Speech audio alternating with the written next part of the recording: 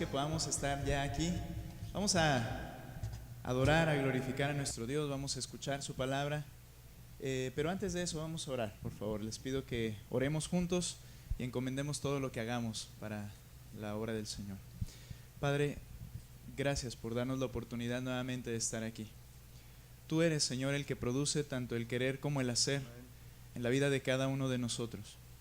Te agradecemos, Señor, por tu gracia, por tu Espíritu Santo que obras, Señor, en nuestros corazones, por tu palabra que nos has dejado, Señor, para conocer toda la verdad.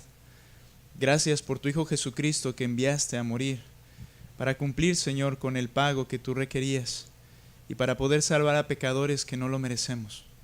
Te alabamos por tu infinita gracia, bendecimos tu nombre, Señor. Y en esta mañana yo te quiero rogar por esta iglesia, por mis hermanos que estén en camino, puedan llegar. Y te quiero rogar por tu pueblo en cada lugar, cada iglesia, cada pastor, Señor, que está predicando tu palabra, que tú le uses, que tu pueblo sea edificado y que cada vez más, Señor, tu luz brille en esta tierra a través de tu iglesia. Te ruego por ello, mi Señor, y te pido, Padre, que en esta hora nos des la gracia para poderte alabar como tú eres digno, adorar, Señor, en nuestros corazones por medio de la alabanza y la obediencia a tu palabra también. Gracias, mi Dios, por tener este tiempo, este lugar y esta oportunidad nuevamente de servirte, Señor. Te queremos alabar con nuestros labios, en el nombre de Cristo Jesús. Amén. Les invito a que puestos en pie, vamos a cantar, por favor. Vamos a recordar lo que Jesucristo ha hecho a nuestro favor y vamos a darle gracias a Él por lo que Él ha hecho a nuestro favor. Vamos a cantar Gracias, Cristo.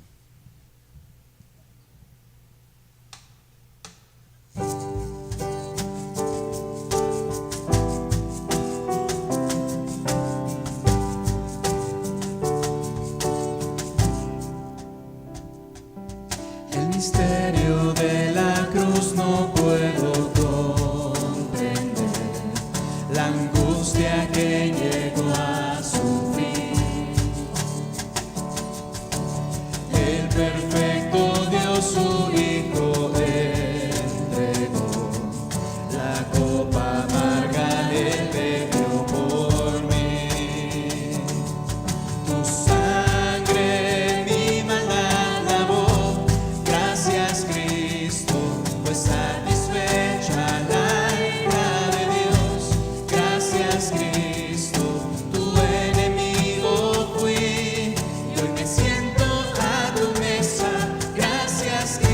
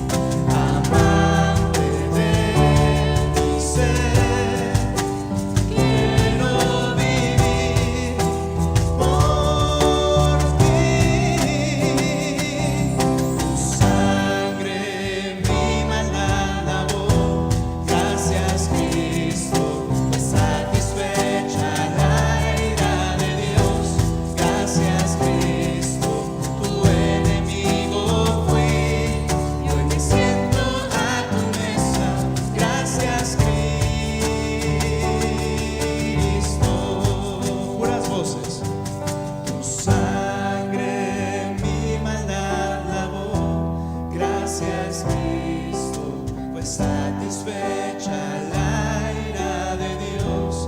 Gracias, Cristo, tu enemigo fui, y hoy me siento a tu mesa. Gracias, Cristo.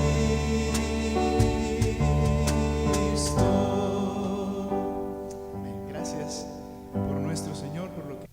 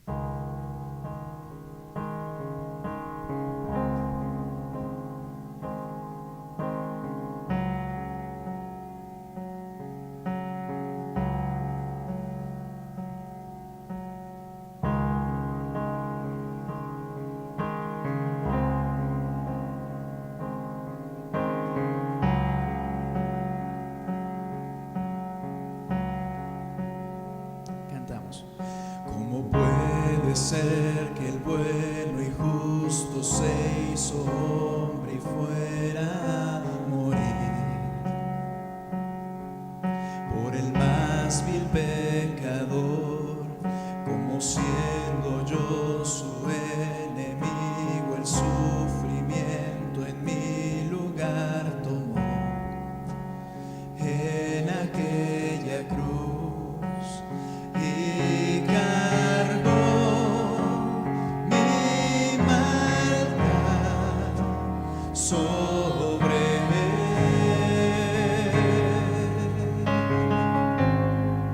Su rectitud por la fe mía es.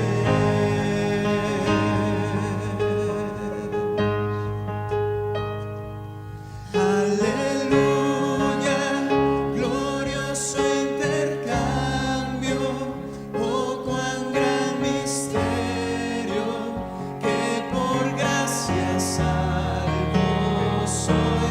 Aleluya, gloria sea a Cristo, por su sacrificio, declarado justo soy en él.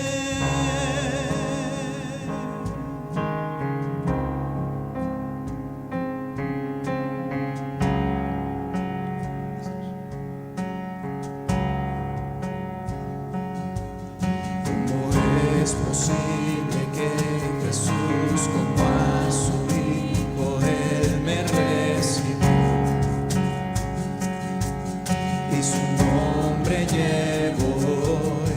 Su perfecta vida de obediencia al Padre al yo creer, Él me otorgó y perdón me dio, pues cargó mi maldad sobre él.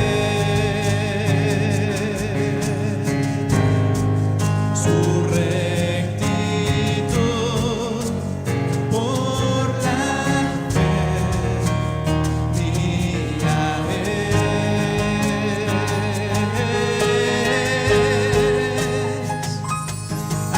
Aleluya, glorioso intercambio, oh cuán gran misterio, que por gracia salvo soy. Aleluya, gloria sea a Cristo, por su sacrificio, declarado justo soy. Aleluya, glorioso intercambio, oh cuán gran misterio, que por gracia salvo soy. Aleluya, gloria sea a Cristo, por su sacrificio, declarado justo soy en él.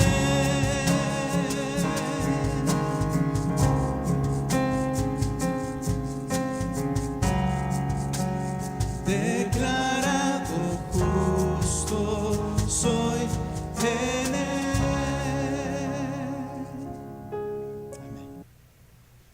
Muy bien, hermanos. Mire qué traje hoy para evitar problemas. Mejor en hojas.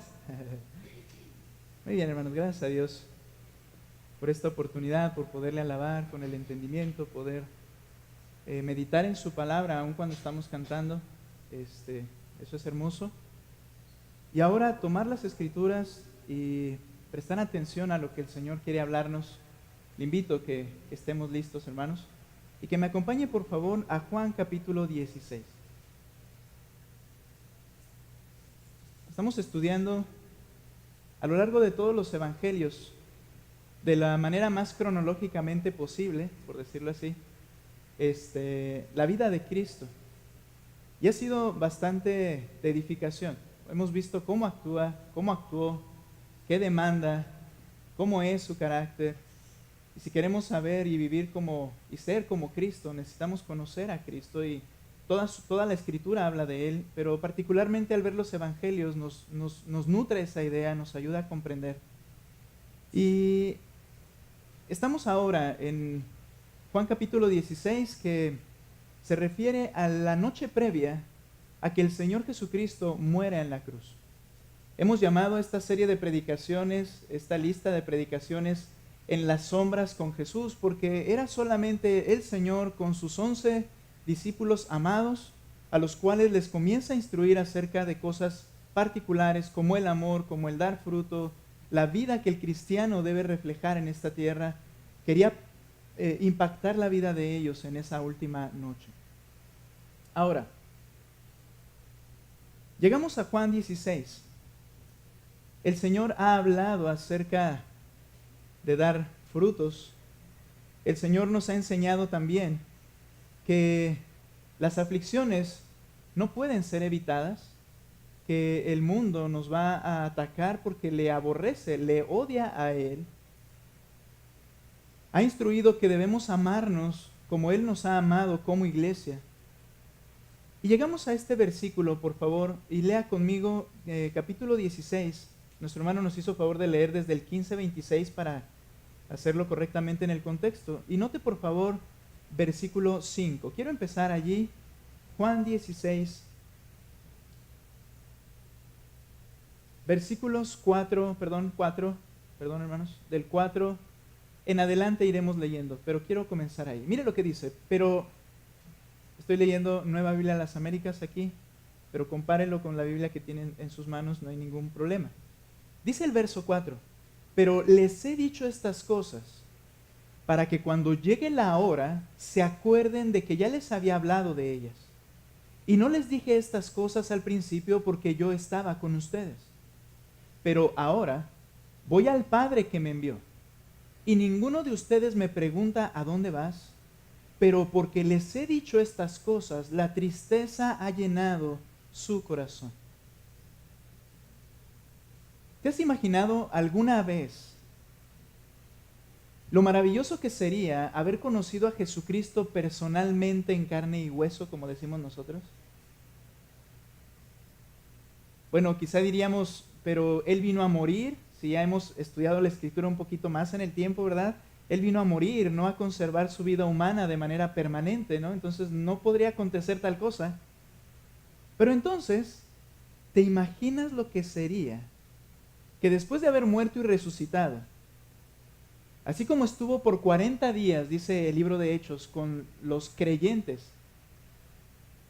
físicamente le vieron, les enseñaba, les hablaba, dice la Escritura en Hechos, del reino de Dios? ¿Te imaginas que así permaneciese y que le hubiéramos conocido bajo esas circunstancias? Cuando leemos estas porciones o estamos estudiando las Escrituras acerca de la enseñanza de Cristo, decimos que lo tuviéramos enfrente, que pudiéramos hablar con Él, que pudiéramos preguntarle. ¿Cuál de tus dudas no le expresarías? Aunque al final Él quizás se guardaría algunas de las respuestas, porque durante esos 40 días dice que los discípulos le preguntaban particularmente el día en que se cumplirían las cosas que Él les había dicho, y Él les dijo, eso está solamente en la potestad de mi Padre y no les toca a ustedes saberlo. Quizás se guardaría algunas cosas, pero qué grandioso sería, pensamos, que fuera de esa manera. Cuando aquella última noche, antes de morir, el Señor les dice que llegó el momento de su partida, como estamos leyendo aquí, simplemente fue algo inconcebible para los 11 discípulos. Dice el verso 6, pero porque les he dicho estas cosas, la tristeza ha llenado su corazón. No podían concebir los discípulos, aunque entendían que el tiempo había llegado, no podían pensar en estar día a día sin Jesús entre ellos. ¿Qué vamos a hacer? Y tristeza, dice la Escritura, llenó su corazón. Y mayor aún, la siguiente frase de Jesús parecía más irrazonable todavía. Fíjate lo que les dice en el capítulo 16, versículo 7. Pero les digo la verdad, les conviene que yo me vaya, porque si no me voy, dice el texto, el Consolador no vendrá a ustedes, pero si me voy, se lo enviaré. Aún más inconcebible es entender lo que el Señor les estaba diciendo aquí. ¿Cómo puede ser conveniente que tú te vayas? ¿Quién mejor para ser acompañados de manera permanente, guardados de manera permanente, enseñados de manera permanente, que Jesús, el Hijo de Dios viviente? ¿Quién más puede ser? ¿Cómo dices tú que es más conveniente que yo me vaya?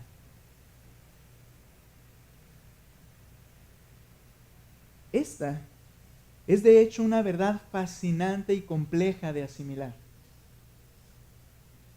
Fue más conveniente que el Espíritu Santo viniera y que Jesús se quedara, que Jesús se quedara física y permanentemente con los cristianos.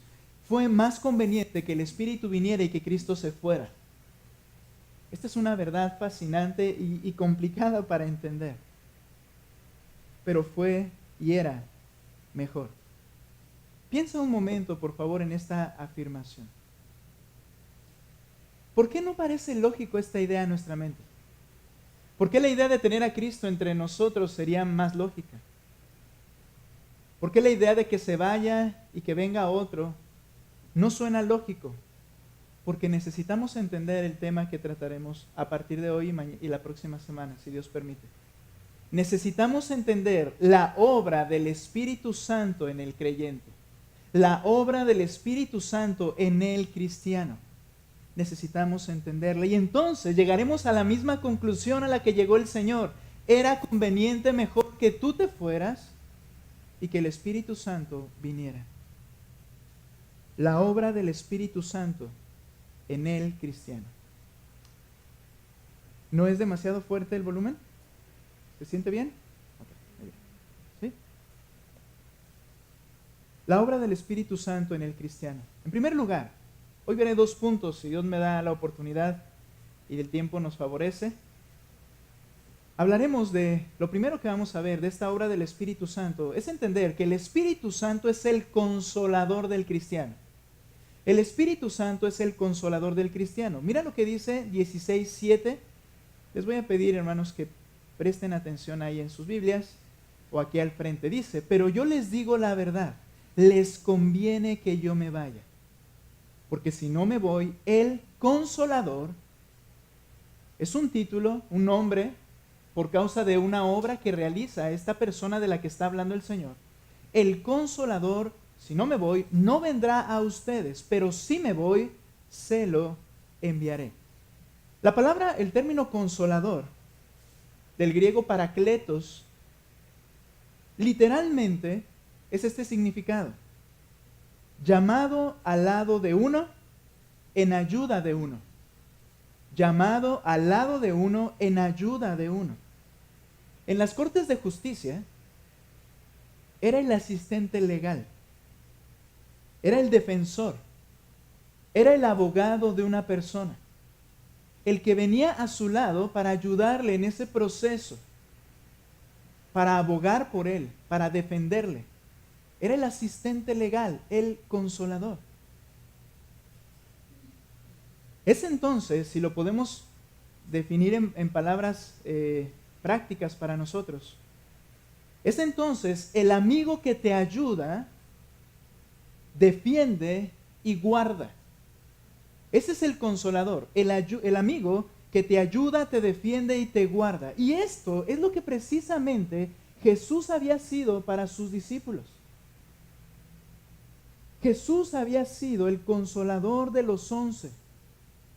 Él había sido su amigo, ya no los llamaré siervos, dice la Escritura, un poco de versos arriba en lo que estamos leyendo, sino que os he llamado amigos, que vino a su ayuda a defenderlos y guardarlos.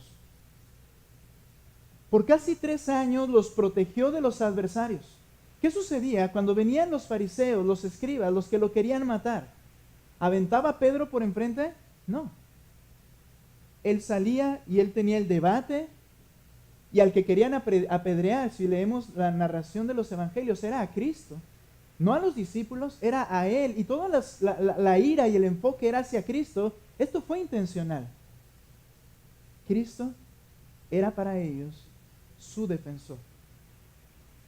Era el que los ayudaba, y cuando venía esta situación, él ponía su cuerpo frente a ellos y los cuidaba. Los protegía de los adversarios. Los capacitaba con poder, ayuda. Cuando Él los manda a predicar, les dice: yo les doy autoridad sobre los demonios, yo les doy autoridad de sanar enfermedades, de resucitar muertos. Recibiste de gracia, da de gracia, vayan, prediquen el evangelio del reino. Y ellos salían, incluido Judas, y lo hacían. ¿Por qué? Porque Él les ayudaba, Él los facultaba para hacerlo. Los capacitaba con poder. Y les brindaba la ayuda que ellos requerían y cuando la necesitaban. ¿Recuerdas cómo les enseñaba? Pasaba tiempo con ellos, los animaba cuando estaban desanimados. Pero ¿te acuerdas cuando ellos gritaban de miedo? ¿Los recuerdas cruzando en una barca y el Señor dormido allí por el cansancio de todo un día de trabajo, de predicar, de sanar desde muy temprano hasta muy tarde, orando al Padre, y Él dormido en la barca, y ellos comienzan a entrar en una tormenta en el mar, y entonces claman y les dicen: Señor, ¿no tienes cuidado? Él es el cuidador, Él es el consolador, y le estaban reclamando que no estaba haciendo su trabajo. ¿No tienes cuidado que perecemos? Y Él se levanta y dice al mar: calla, y al viento enmudece, y así todo se calmó. Cuando ellos clamaron, Él les ayudó. ¿Recuerdas a Pedro? Caminando por el mar y de repente, por ver las olas de manera amenazante, él tiene temor, le falta la fe y se comienza a hundir, y entonces clama al Señor. ¿Y quién fue el que le extendió la mano y lo sacó y le dijo: hombre de poca fe, ¿por qué dudaste? ¿Quién fue? Jesús. Él fue su consolador durante 3 años y medio, aproximadamente. Nota por favor lo que sucede ahí donde estamos, 16:4. Vean: pero les he dicho estas cosas para que cuando llegue la hora se acuerden de que ya les había hablado de ellas. Y no les dije estas cosas al principio porque yo estaba con ustedes. ¿Qué implica esto? Tú no tenías que cargar esto. De hecho, no lo podías cargar. Y yo no dije estas cosas, yo no puse la carga de lo que va a venir y cómo debías actuar. Si leemos previamente, y si usted me ha seguido en el estudio que hemos tenido, habla de que iban a ser encarcelados, de que iban a ser asesinados, de que esto lo iban a hacer por causa del nombre de Cristo. Todo esto lo vas a sufrir. Les estaba hablando a los discípulos y les dice: yo no les había dicho esto porque yo estaba con ustedes. ¿Qué es esto? Yo recibía todo esto y tú eras protegido, pero ahora me voy. ¿Qué implica? Ahora sí lo vas a recibir tú. Ahora sí lo vas a cargar tú. Por eso se las digo. Yo estaba con ustedes, ya no estaré. Las cosas que ellos simplemente no podían manejar, el Señor las llevaba a cabo, pero era el tiempo de que les fuera quitado este consolador. Nota Marcos capítulo 2, por favor. No pierdas Juan, vamos a regresar. Pero vamos por favor a Marcos. Leeremos 2 pasajes en el libro de Marcos, el Evangelio de Marcos. Capítulo 2, versículo 19, por favor, primero. Al principio de su ministerio, realmente ellos gozaban de cosas que ni cuenta quizás se daban. Y dice el capítulo 2, versículo 19 y 20. Jesús les respondió cuando le cuestionaron por qué sus discípulos no ayunaban, como los discípulos de Juan el Bautista. El ayuno es un acto de humillación, el ayuno es un acto de dolor, el ayuno es un acto de dependencia al Señor, de clamor al Señor acerca de algo, y es una manera de afligir nuestra alma. Bien, dice el Señor. 19, Jesús le respondió: ¿acaso pueden ayunar los acompañantes del novio mientras el novio está con ellos? Mientras tienen al novio con ellos, no pueden ayunar. La boda era un tiempo de gozo. Ayer tuvimos la oportunidad de ver la unión de la hija de nuestro hermano Manuel, y de verdad es un tiempo de gozo. Y en ese tiempo de gozo no piensan, y no se piensa, y no pensamos en las cosas trágicas. No es el momento de estar pensando en ello. Y dice el Señor, tomando ese ejemplo: los que están de bodas están contentos con el esposo. Ellos no van a estar ayunando allí. Así era la vida de los discípulos con Cristo. Y entonces les dice, versículo 20, pero vendrán días cuando el novio les será quitado, y entonces ayunarán en aquel día.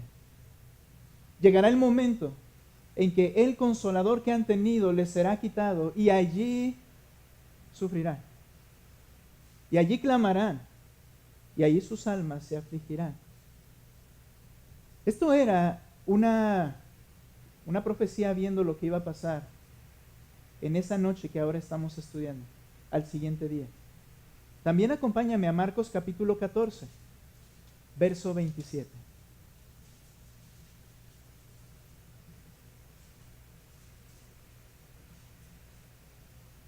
Esta escena sucede en esa misma noche de la que nos estamos refiriendo, y el Señor les dice, Jesús les dijo: todos ustedes se apartarán, porque escrito está: heriré al pastor y las ovejas se dispersarán. Él era el pastor, Él era el consolador, Él era el que guardaba las ovejas, a los discípulos, que los ayudaba, proveía, fortalecía, pero el pastor iba a ser quitado y las ovejas dispersas. Ese tiempo había llegado. Jesús había sido su consolador, pero les dice en Juan 16:7 que era conveniente irse para enviar al consolador. Este compañero y amigo al que se refiere el Señor Jesucristo no sería de ninguna forma inferior a Jesucristo. Regresa conmigo a Juan, en el pasaje que estamos llevando como base. Le llama el consolador, pero nota por favor, capítulo 14, verso 16. Ya les venía hablando acerca del Espíritu Santo. De hecho, debo decir algo. Esta es una de las, en estos capítulos 14 al 16, aparece una de las partes más extensas que hablan del Espíritu Santo de toda la Biblia. Realmente hay poco, menos de lo que quisiéramos, quizá pensemos, acerca del Espíritu Santo. Y es Cristo el que habla de él de manera muy amplia, o amplia en esta porción. Nota por favor Juan 14, 16. Entonces, yo rogaré al Padre, dice Cristo, y les dará, nota, otro consolador, para que esté con ustedes para siempre. Este compañero y amigo no es inferior a Cristo. Cuando el Señor dice otro consolador, esto es muy importante. Sería un compañero, sería un consolador, sería un ayudador. Pero al utilizar el término otro consolador, no dijo un consolador, yo soy su consolador, pero les dará un consolador. Implicaría que tiene otras características o de otra clase o nivel. Pero cuando dice otro consolador, significa otro del mismo tipo, de la misma especie. Es Dios. El Espíritu Santo, el consolador que vendría, es Dios, la tercera persona de la Trinidad, con la misma gloria, el mismo poder, la misma santidad, de la misma clase que el Hijo de Dios y que el Padre. Otro consolador de la misma clase. Este consolador merece nuestra misma adoración, porque es Dios.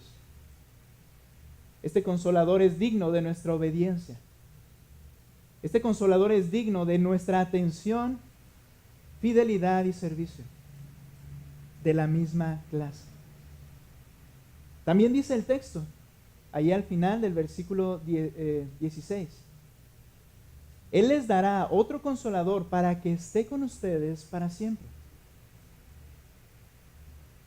Sería un compañero y ayudador permanente. Cristo estuvo con ellos por 3 años y medio. El Espíritu Santo estaría permanentemente con ellos hasta el fin. Sería un compañero y ayudador permanente. Este consolador también dice el 14:17. ¿Quién es? Verso 17. Es decir, el Espíritu de verdad. Una traducción directa de esta frase es el Espíritu de la verdad. No es el verdadero Espíritu, sino el Espíritu de la verdad. Es decir, este consolador, el Espíritu Santo, es quien da la verdad y quien defiende la verdad. ¿Quién es el autor de las Escrituras? ¿Quién es el autor de las Escrituras? El Espíritu Santo, guiando a sus hombres escogidos. Es quien da la verdad y defiende la verdad. Con estas palabras, el Señor está mostrando que el Espíritu que recibirían los cristianos, los creyentes, no es el Espíritu que tiene el mundo. En 1 de Juan, capítulo 4, versos 5 y 6, que lo vamos a tener aquí, leo lo que dice. Escribiendo Juan, años después, dice lo siguiente: ellos son del mundo. Por eso hablan de parte del mundo y el mundo los oye. Se está refiriendo a los falsos maestros. Se está refiriendo a aquellos que no predicaban la verdad del Evangelio claramente. Aquellos que añadían o quitaban, que disimulaban, disminuían o aumentaban al Evangelio de salvación del Señor. Y dice Juan, ¿sabes por qué el mundo los oye, los recibe y hasta les gusta cómo habla? Porque estos maestros son del mundo como los otros también son del mundo. Ahora, ¿qué característica tiene estos maestros? Nosotros somos de Dios. El que conoce a Dios nos oye. El que no es de Dios no nos oye.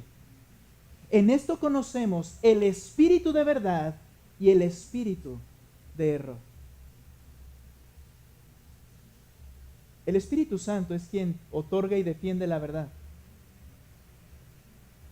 Y no hay error en él. Pero la enseñanza de los falsos maestros es mostrada aquí como el espíritu de error, y el mundo está listo para escuchar, atento para seguir y obedecer sus principios, sus modelos, sus propósitos, sus normas. Pero cuando escuchan la palabra de Dios no prestan oído porque la verdad no les cabe en sus corazones. Por favor, vamos a cerrar ahí. Gracias, Marco. También te lo digo con amor a Marco. Gracias, Marco. Un favor más, Marco. Va a ser necesario que ventile un poco. ¿Podrías abrir las ventanas que dan a la calle de este lado, por favor? Gracias. Si no, nos vamos a cocinar un poquito. Entonces, hermanos, este es el Espíritu de verdad. Y veremos acerca de la enseñanza de la verdad a través del Espíritu a nuestras vidas en el punto 4 que veremos, si Dios permite, la próxima semana. Pero es llamado el Espíritu de la verdad. Ahora también, el Espíritu Santo ya había estado obrando en ellos y a través de ellos. Note lo que dice de los discípulos. Juan nuevamente, capítulo 14, versículo 17. Es decir, el Espíritu de la verdad, permítame decirlo de esa manera, y luego dice, a quien el mundo no puede recibir porque no le ve ni le conoce. La verdad no es con ellos. Pero ustedes, noten, sí le conocen porque mora con ustedes. Refiriéndose a que los discípulos habían podido contemplar la obra de este Espíritu, habían sido enseñados por este mismo Espíritu. Pero luego dice, porque mora con ustedes y estará en ustedes. El Espíritu Santo ya había obrado en ellos y a través de ellos. Por eso dice, mora con ustedes. Hay que entender algo. El Espíritu Santo es el causante de la concepción del Señor Jesucristo. Si tú lees los evangelios, el Espíritu Santo es el que producía las obras que Cristo hacía. Era guiado por el Espíritu, era llenado por el Espíritu. Cristo dependía del Espíritu, dice la Escritura. Y este es el misterio de la Trinidad. No nos confundamos, no digamos entonces el Espíritu es superior a Cristo. La Escritura nos afirma que son un solo Dios, con la misma gloria, poder y santidad. No dejemos que nuestra mente corra para allá, pero hay una realidad. Lo que los discípulos vieron en Cristo y en sus propias vidas era la obra del Espíritu Santo. Pero no solo eso, les advierte, les anuncia que ahora estaría dentro de ellos. Dice, porque mora con ustedes y estará en ustedes. Dentro del corazón de cada uno de los cristianos, de los creyentes. Y luego dice el verso 18, acerca más de este Consolador. No los dejaré huérfanos, vendré a ustedes. ¿Qué implica esto? Jesucristo no los dejaría.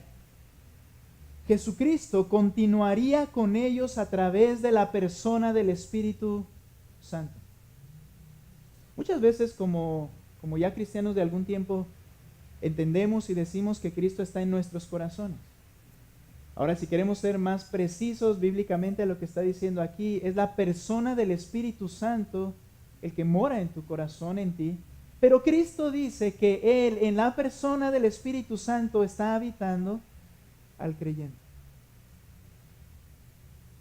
Esto no era así antes. Las cosas así no funcionaban. Por eso era necesario que Cristo se fuera, para que el Espíritu Santo viniera y comenzara a llevar a cabo su obra, no solamente a través y alrededor nuestro, sino desde dentro de nosotros. Ahora estaría morando en el creyente.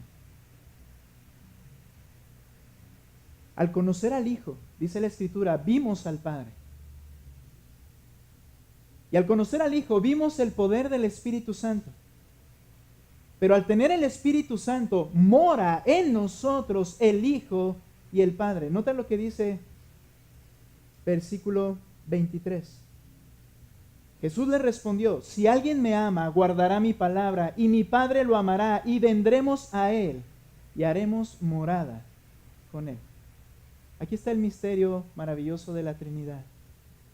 Un solo Dios, tres personas, actuando y llevando a cabo su obra en todo lo que Él ha determinado, pero particularmente estamos hablando en nuestras vidas. En nuestras vidas. Por eso el Señor dijo, he aquí yo estoy con vosotros todos los días hasta el fin del mundo. No les dejaré. Vendremos a Él, haremos morada con Él. Al creer en Jesucristo como Salvador, con un genuino arrepentimiento por nuestro pecado, entonces es allí donde ahora el cristiano, el creyente del Evangelio, recibe al Consolador. Vaya conmigo a Efesios capítulo 1, por favor. Ahora les voy a pedir que ustedes lo lean, unos versículos, en la versión que tienen en sus manos. Efesios 1, por favor. Yo voy a comenzar el 11 y les voy a pedir que lean ustedes el versículo 13. Efesios 1:11.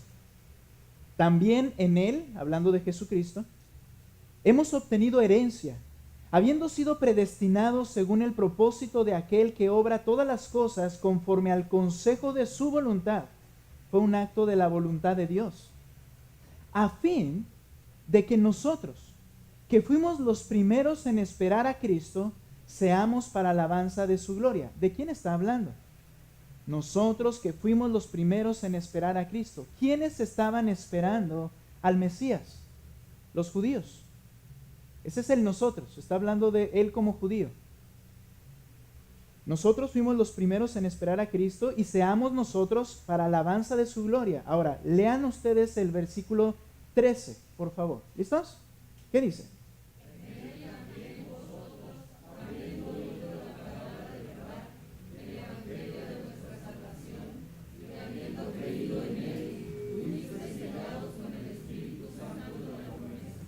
que nos es dado como garantía de nuestra herencia, la que nos ha prometido, la que nos ha otorgado, con miras a la redención de la posesión adquirida de Dios para alabanza de su gloria, cuando recibamos por completo la salvación que nos ha sido otorgada. Ahora, lo que estábamos diciendo aquí, en Él también ustedes, vosotros, ahora ¿a quién se refiere? Los no judíos, ustedes como los judíos y no judíos, al creer el evangelio de verdad, el mensaje de la salvación, fueron sellados con el Espíritu Santo de la promesa.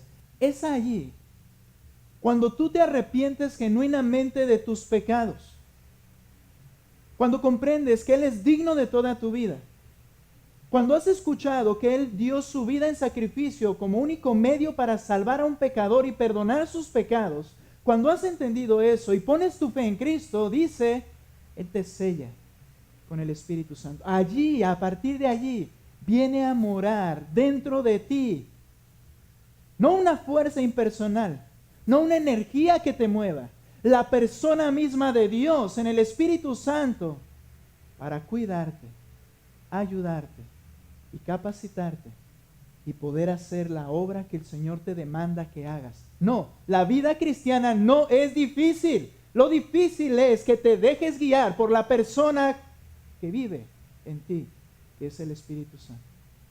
Eso es lo complicado. No es difícil.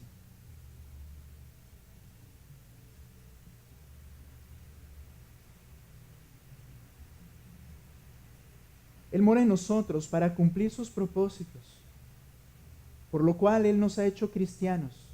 ¿Cuál es este propósito? Primero los Corintios 6:19, por favor. Dice la Escritura allí, reprendiendo Pablo a los corintios por estarse relacionando con las fiestas hacia los dioses, las festividades griegas que ellos llevaban a cabo, a la manera que los griegos lo hacían. Él entonces les habla y les dice de una manera tajante, versículo 15, ¿no saben que sus cuerpos son miembros de Cristo? Perdón. Capítulo 6, 19, les dije, ¿verdad? Desde el 19. ¿O no saben que su cuerpo es templo del Espíritu Santo? ¿Qué es esto? Casa, habitación. No saben, como lo dije, creo que lo dije el jueves, no sé, o en un discipulado en la semana. Es una pregunta retórica, ellos lo sabían. Pero es como decir, ¿que no te acuerdas? ¿Que tu cuerpo es habitación del Espíritu Santo? ¿Que el Espíritu Santo está en ustedes? El cual tienen de Dios, Él se los dio, es Dios mismo. Y que ustedes no se pertenecen a sí mismos, porque han sido comprados por un precio. Cuando Cristo muere en la cruz y tú crees en Él, en ese momento le perteneces para siempre. Tu cuerpo le pertenece, no solo tu corazón. No, luego somos muy románticos, siendo honestos. No, todo mi corazón para el Señor. Mira, Señor, todo esto y todo para ti. ¿Y tu cuerpo dónde está y qué haces con él? ¿No sabes que tu cuerpo le pertenece? ¿No sabes que has sido comprado por precio? Y que ya no eres dueño de ti como para llevar a cabo y complacer tus propios placeres. Que no se pertenecen a sí mismos. Verso 20.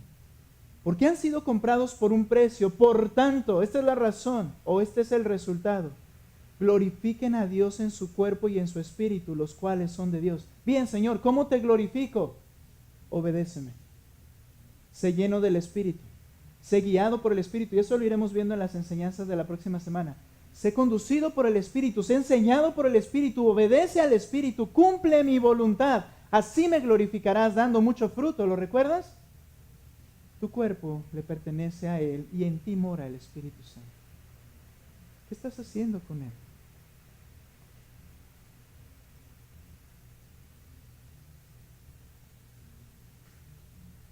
Lo sé, pero tengo que ir al punto 2 porque es sumamente importante. Les dije que íbamos a ver 2. El Espíritu Santo es el consolador del cristiano. Y en segundo lugar, el Espíritu Santo es el que regenera al cristiano.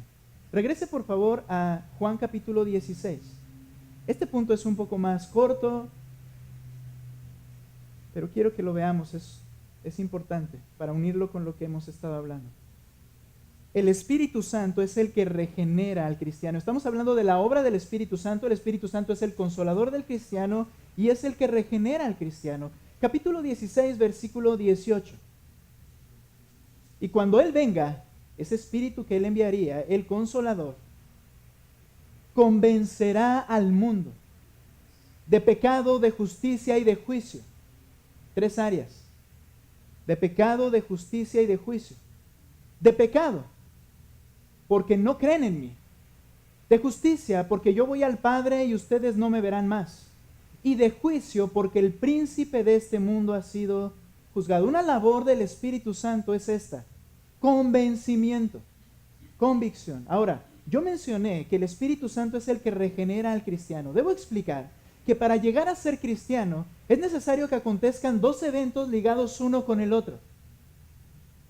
Y deberíamos decir que uno está incluido dentro del otro. Estos 2 eventos son la conversión y la regeneración. Y debemos ser muy cuidadosos al hablar de estas 2 cosas. La conversión es el momento en el que un pecador cree en Cristo y por medio de la fe recibe, como ya explicamos, el Espíritu Santo dentro de él y la vida eterna y todas las promesas. Es decir, la conversión es cuando el hombre se vuelve a Dios. Cuando le hemos estado dando la espalda todo el tiempo y oímos el Evangelio y lo entendimos y le buscamos. Y Él nos recibe. Dice que el que viene a mí no le echo fuera. Esa es la conversión. Para esta conversión es necesario un elemento indispensable llamado arrepentimiento. El arrepentimiento es el reconocimiento e intencional abandono del pecado. Nota por favor Hechos capítulo 3 versículo 19. Si no llega ahí, le voy a leer y usted escuche. Por tanto, arrepiéntanse y conviértanse para que sus pecados sean borrados a fin de que los tiempos de alivio vengan de la presencia del Señor. Pedro estaba predicando solamente unos días después de lo que estamos viendo allí cuando Cristo va a morir. Ya que Él murió y resucitó, Él está predicando después del día de Pentecostés, o en el día de Pentecostés, después, en este capítulo, y al predicar les dice, deben arrepentirse, convertirse, para que sus pecados sean borrados. El arrepentimiento es necesario. Reconocer mi pecado e intencionalmente desear abandonar ese pecado. Pero para arrepentirme, requiero estar convencido de mi profunda pecaminosidad. ¿Por qué muchas veces decimos que me arrepiento y sigo haciendo lo mismo?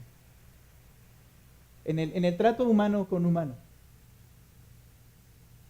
Porque realmente no me duele lo que he hecho.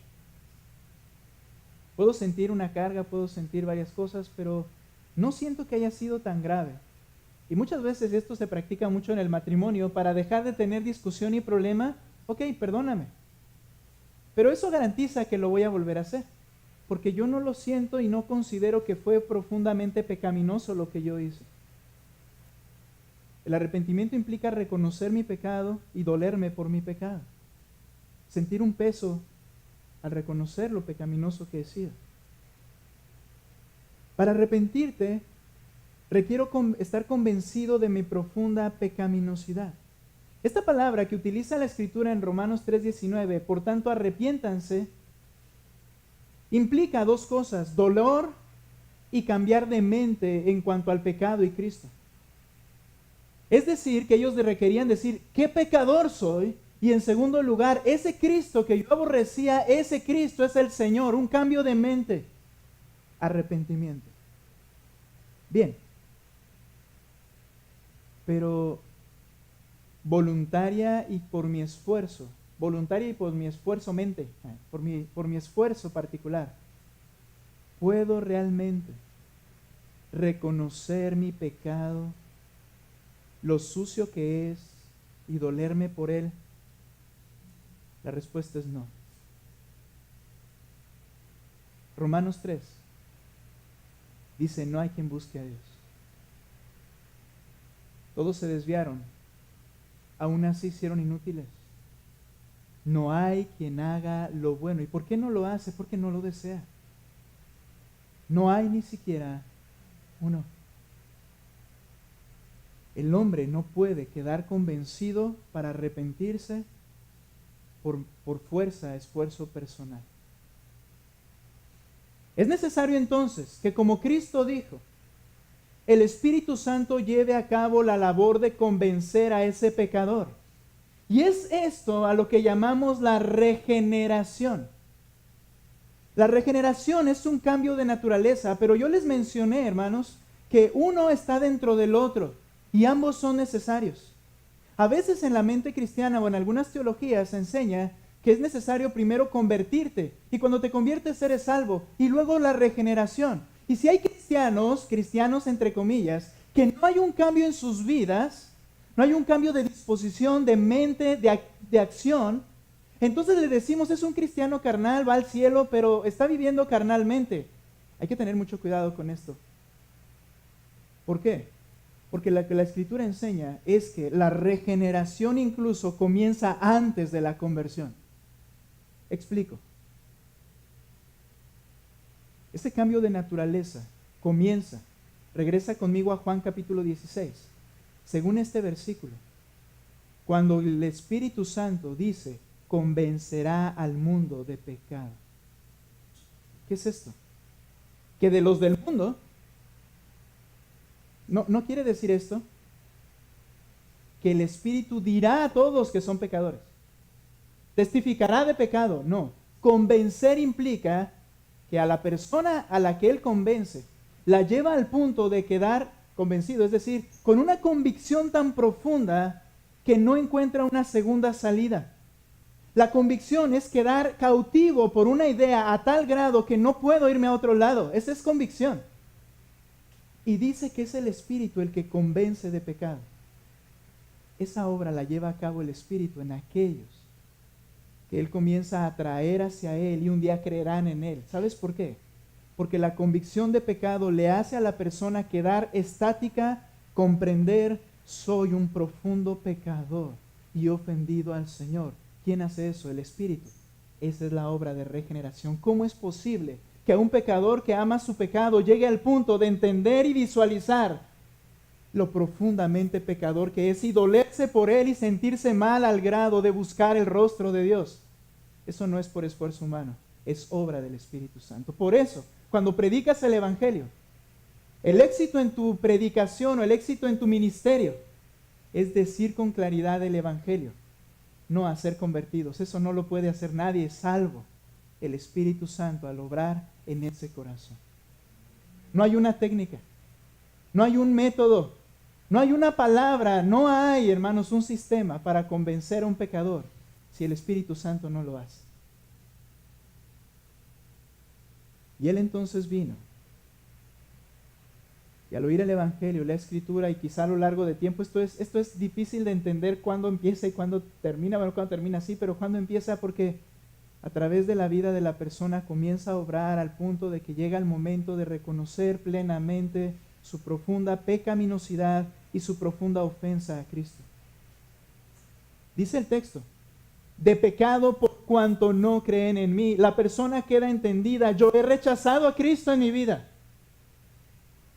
Segunda cosa de que convence el Señor a esa persona, de justicia. Porque yo voy al Padre y ustedes no me verán más. El hombre queda convencido de que requiere justicia porque no es justo por sí mismo. Queda convencido de que necesita ayuda. Y al mirar a Cristo, al haber hecho su obra, entiende que esa es la ayuda que necesita, porque por sí mismo no es justo. Y en tercer lugar, y de juicio. Convencer de juicio, porque el príncipe de este mundo ha sido ya juzgado. El pecador, al llegar al arrepentimiento, entiende y reconoce y puede decir, yo merezco el infierno. Señor, yo merezco el infierno. Yo te he ofendido. El Espíritu te convenció de que estás condenado, que lo mereces, que requieres que alguien más te brinde justicia porque no lo eres. Y que es Cristo la respuesta. entonces vienes a Él y Él no te echa fuera. Qué maravilloso, la regeneración, obrada por el Espíritu, previamente incluso de mi conversión. Previamente de mi conversión. Esto fue lo que sucedió cuando Pedro predicó en aquellos textos de Hechos que les estoy refiriendo. No voy a ir allá por cuestión del tiempo, pero luego lea capítulo 2 y capítulo 3. Y él está predicando, ¿y sabes a quiénes está predicando? A los mismos que mataron a Jesucristo. Solamente 50 días después de la muerte de Cristo, de la Pascua. Y les predica y les dice lo siguiente: mira, ese Jesús es el enviado por el Padre. Ese Jesús es el Mesías prometido. Ese Jesús es la vida y vosotros asesinasteis al autor de la vida. Al oír eso, dice que se compungieron de corazón. Entendieron que habían ofendido a Cristo y les preguntaron: señores, ¿qué haremos? Y leemos el texto que les leí: arrepiéntanse, conviértanse, serán borrados vuestros pecados. El Espíritu Santo obró de tal manera que 3,000 personas vinieron a la fe en Cristo. 3,000. Cristo jamás ganó a tantos. Ok, Él es el que ganó a los 3,000 también, pero no sé si me entiendo. Me explico. En su ministerio, y explicaremos la próxima semana por qué. ¿Quién es el que llama entonces? ¿Quién es el que comienza esta labor de regeneración? La regeneración es un acto del Espíritu Santo obrando una transformación milagrosa. El hombre no puede obrar su propia regeneración para arrepentimiento y una profunda transformación que se refiere a la regeneración, porque el Señor lo describe como un muerto. Efesios capítulo 2, versículo 1, mira lo que dice ese texto. Y Él os dio vida a ustedes, y Él les dio vida a ustedes, que estaban muertos en sus delitos y pecados. Escuchaba a un predicador algo que es muy cierto, hace muchos años, que me ayudó a entender varias cosas que no entendía, pero ¿qué puede hacer un muerto por sí mismo? Cuando está muerto alguien, ¿qué hace el muerto por sí mismo? Levántate y ve a Cristo, aunque esa es la demanda y es su responsabilidad hacerlo. Ese hombre está muerto por su culpa y su pecado. Me hace recordar un ejemplo que utilizaba R.C. Sproul. Y él decía, ¿verdad?, que es como una persona que contrata a un jardinero para que corte sus rosales. Lo voy a resumir: que corte sus rosales, pero le dice: mira, ahí cerca del rosal hay un pozo, ten cuidado, porque si caes en él nadie te va a poder sacar. Muy bien, todo queda de acuerdo. Y cuando pasan las horas y sale el jefe de la casa y ve los rosales igual, y comienza a oír gritos desde el pozo, y cuando se acerca al pozo le dice al que está ahí: ¿por qué no has cortado los rosales? Y el que está en el pozo le dice: pues ¿qué no ves que caí en el hoyo? Sí, pero yo te lo advertí. ¿Por qué no has cortado los rosales? ¿Cuál es el punto? El Señor demanda a la gente que venga a Él, le ame y le sirva. Y la gente le va a decir: pero no puedo porque amo mi pecado. Sí, pero esa es tu culpa, no la mía. Ese es tu pecado, no el mío. Es tu responsabilidad, pero su misericordia hermosa es el que extiende la mano y lo saca del pozo y lo pone a cortar los rosales, por decirlo de esta manera. El muerto no puede hacer nada por sí mismo, pero dice el texto: Él les dio vida a ustedes que estaban muertos en delitos y pecados. Él fue el que comenzó la obra que nos atrae hacia Él y que nos da vida, porque el muerto por sí mismo no puede hacer nada. Él actúa de forma inesperada y quizá al principio es imperceptible. Quiero que me acompañes a Juan capítulo 3, por favor, cuando el Señor Jesucristo habla con Nicodemo. Y al estar hablando con él, Nicodemo intentaba reformarse a sí mismo por medio de su religión, pero era un hombre que había entendido algunas cosas. El Espíritu Santo había empezado a obrar en él, creo yo. Y entonces note lo que dice el capítulo 3 de Juan. Cuando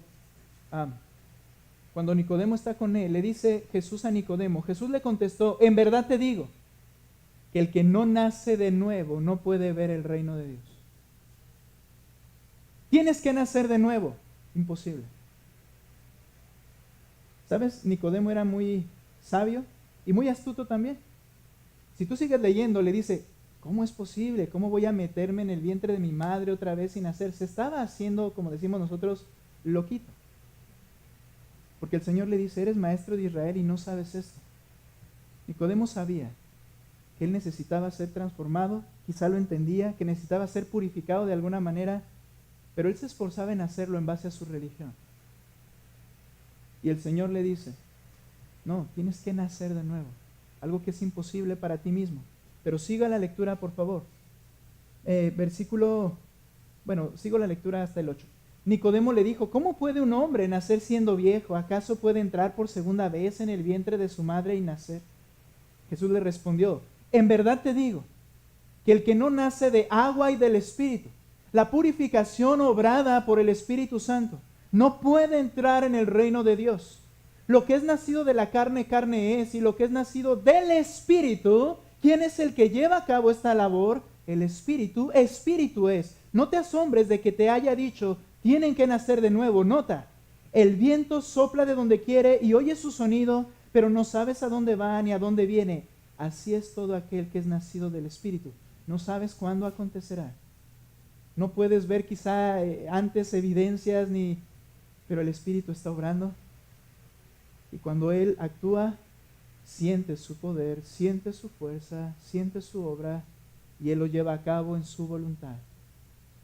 Así es el que es nacido del Espíritu. Y esa regeneración es continua y evidente. Acompáñame a Tito capítulo 3. Solamente leeremos Tito y Filipenses y concluimos. Esta regeneración es continua y evidente. Tito 3:3. Mira, nosotros somos esos del mundo a los cuales el Espíritu convenció. Porque mira lo que dice, porque nosotros también en otro tiempo éramos necios, desobedientes, extraviados. Todo esto es contra Dios, ¿de acuerdo? Y puede ser que contra la gente, pero se está refiriendo a nuestra relación con Dios. Necios, desobedientes, extraviados, esclavos de deleites y placeres diversos, viviendo en malicia y envidia, aborrecibles y odiándonos unos a otros. Nuestra forma de vida, hermanos, es de acuerdo a complacer nuestros sentidos. Eso es lo que nos guía. El placer que sentimos al complacer nuestros sentidos, lo que nos gusta, es como vivíamos, dice el texto. Esclavos de nuestros placeres y deleites diversos. Pero cuando se manifestó la bondad de Dios nuestro Salvador y su amor hacia la humanidad, Él nos salvó.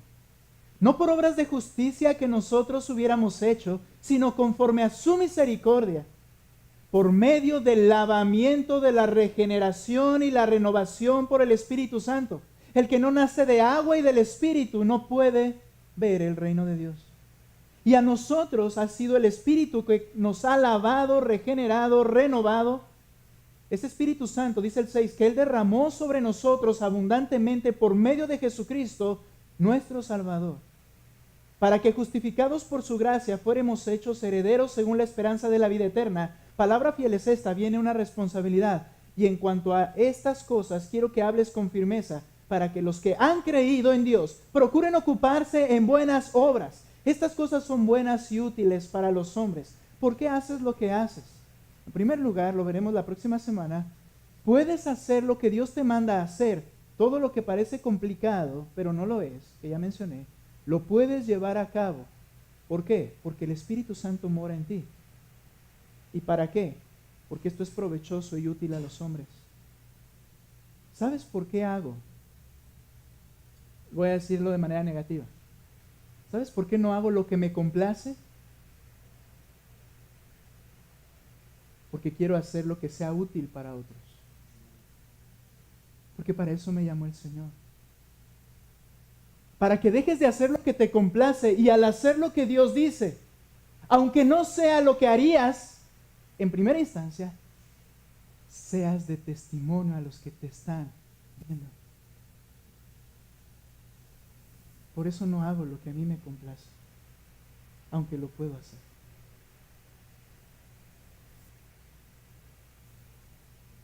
Tienes que glorificar a Dios en tu cuerpo y en tu espíritu porque le perteneces. Y por eso el Señor te ha regenerado. Y tienes el Espíritu en ti para capacitarte, ayudarte, fortalecerte, guiarte, enseñarte. Por eso demando que los creyentes se ocupen en buenas obras que son útiles para los que les rodean. Sé útil al Señor. Da testimonio de que no eres del mundo. Éramos de esta forma, pero hemos sido regenerados. Ya no hago lo que me gusta, sino lo que a Dios le agrada. Y vas a experimentar que a la marcha te gustará lo que a Dios le gusta también. Esa es una obra de la regeneración. Termino, Filipenses 1:6. Esto es maravilloso, esta regeneración. Al principio imperceptible, pero es continua y evidente y tiene su cumplimiento hasta el fin. Filipenses 1:6. Estoy convencido precisamente de esto. ¿Recuerda? Convicción. Que el que comenzó en ustedes la buena obra, la culminará a la perfección, la perfeccionará hasta el día de Cristo Jesús. La regeneración es evidente. ¿Y sabes cuándo concluirá? Cuando Cristo y yo nos veamos cara a cara. Ahí se terminará. Ahí ya seré hecho conforme a Él, completamente perfecto, pero esa lucha durará toda la vida. Pero es real y es evidente. Y es por el poder del Todopoderoso, el Consolador, el Espíritu Santo. Vamos a orar. Señor, qué perfecto eres. Qué necios somos. Qué maravillosa obra llevas a cabo. Gracias. Señor, verificamos, comprobamos, nos damos cuenta que el Espíritu Santo está en nosotros, como dice tu palabra, a menos que al hacer un análisis nos demos cuenta de que estamos reprobados. Ese análisis es personal. Pero quien pasa esa prueba, quien se da cuenta que no por sus méritos ni sus obras, sino por tu gracia, ha venido a un genuino arrepentimiento y hemos creído en ti, Señor, nos llenamos de gozo al entender que necesitábamos al Espíritu en nosotros, porque por nosotros mismos no podemos hacer nada. Gracias por el Consolador. Gracias por ese amigo que está a nuestro lado, nos cuida, nos defiende, nos provee, nos da la gracia, nos da todo lo que necesitamos para llevar a cabo la obra a la que nos has llamado. Gracias por la regeneración. Porque yo tenía mi puño extendido contra ti, te odiaba, pero tú un día tocaste mi corazón y me hiciste amarte, y eso te lo agradezco profundamente. Gracias porque ahora, Señor, motivas nuestros corazones al oír tu palabra para no querer seguir viviendo como nos gusta, sino para vivir como a ti te agrada. Gracias, porque tú eres quien produce el querer y el hacer, por tu maravillosa, buena y perfecta voluntad. Te alabamos. En el nombre de Cristo Jesús. Amén.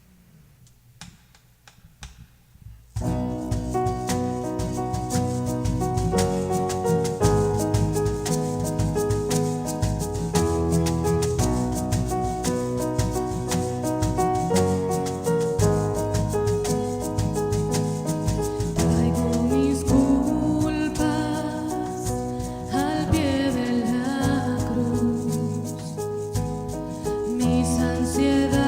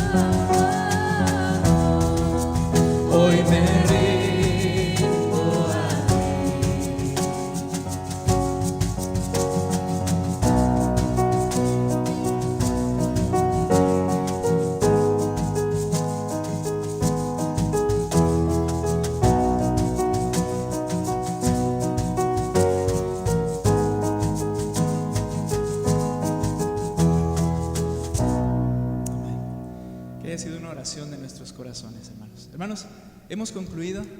Que disfrute mucho este día, que siga meditando en el Señor. Y si Dios permite, recuerden, nos vemos mañana, matrimonios, a 10 para las 8, ¿ok? Y casados y quien quiera venir también. Dios les bendiga. Estamos terminando. Gracias.